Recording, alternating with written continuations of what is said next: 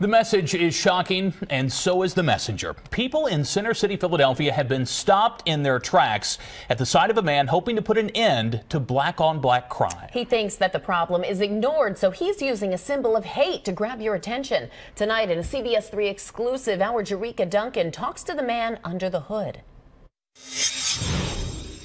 In 2013, no one expects to see this. A man dressed in a Ku Klux Klan robe mid-morning in Center City, Philadelphia. I think that's nonsense. Yeah. He needs to be arrested and committed into the jail system. This man is not out to lynch or kill black people. In fact, he is black. Six King says he's using an offensive symbol to highlight a serious problem, black-on-black crime. We're bringing awareness to the black hypocrisy, complacency, and apathy in the African-American community. Nationally, more than 7,000 blacks were murdered in 2011. King's sign reads the KKK killed 3,446 blacks in 86 years. Black-on-black murders surpass that number every 6 months. All my anger for my ancestors that went through that terror of a Ku Klux Klan hood and what it symbolizes to me invoked anger. I was angry. Philadelphia Councilman Curtis Jones Jr. took a picture of what he witnessed and posted it on Facebook. Hundreds shared the image. The comments were mixed. You have to sit back and digest his message. Sit back and understand the mother that was carrying a picture of her child. It's not a statistic. It's a human being with a name that will be missed. He was an exceptional football athlete. He was a second year in college. He was a good kid. Javez Phelps Washington rallied with King. Her son Christopher was among the 324 people murdered in Philadelphia in 2011. Police say the majority of blacks who were killed were murdered by other blacks. Phelps Washington is part of a documentary King recently produced about black-on-black crime. He's okay. In an interview without the Klan robe, King told me he did not intend to offend anyone. Do you really think standing on the corner with the Ku Klux Klan costume will stop someone from killing someone? I don't think it will stop someone from killing, but hopefully it would make that person think. I don't agree with that symbolization, but you can't ignore the message, so I support what he did. Go to CBSPhilly.com, click on my story for a link to organizations that are actively seeking solutions. Reporting in the News Center, Jerika Duncan, CBS 3 Eyewitness News. I wanted to talk about the black man that wore a KKK robe to bring awareness to black-on-black violence. The point that he's trying to make is that black people kill black people at a higher rate than the KKK ever did. And I completely agree with the point that he's trying to make. The man's name is Six King. And I would like to commend this man for having the courage to speak the truth. Because this is a truth that a lot of black people don't want to talk about. If you go to cities like Chicago, Philadelphia, a lot of these major cities that have a large black population, the murder rate is out of control. These black-on-black gangs kill each other by the thousands. And I've talked about this in numerous videos. These black gangs are worse than the KKK. They're worse than the KKK ever was.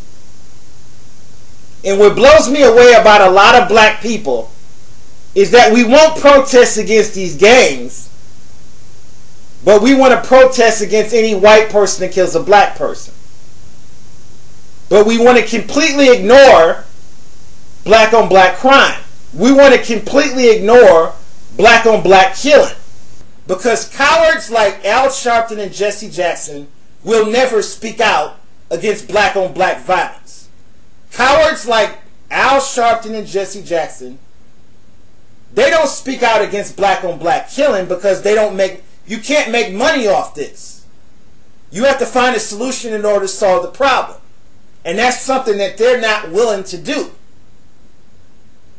A lot of black people don't want to talk about the truth.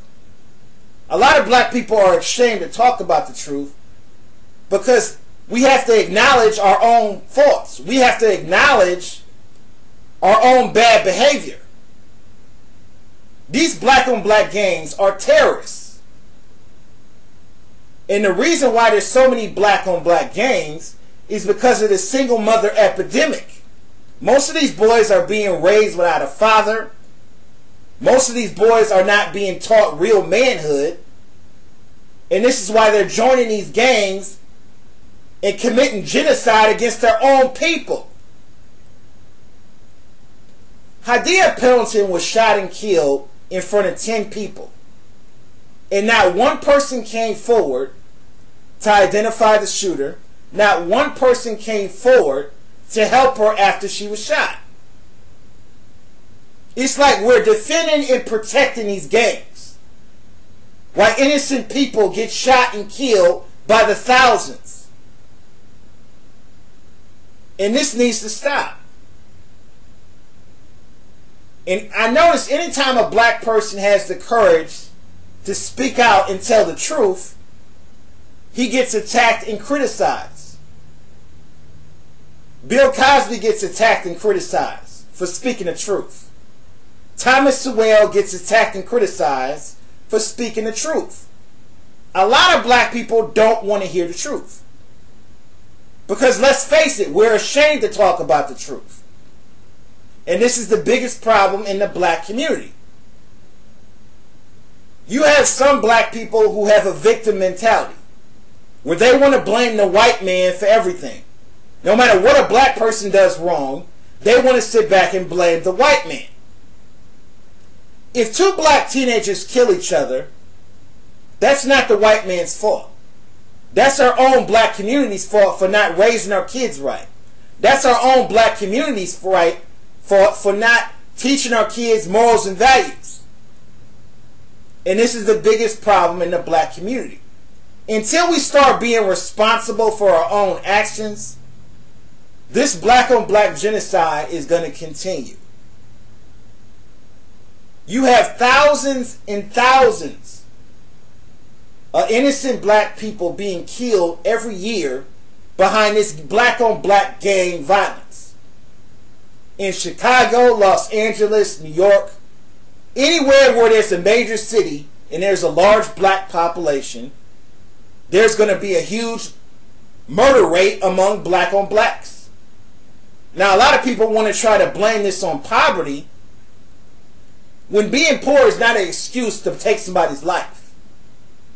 I was born and raised poor. I was born and raised in poverty.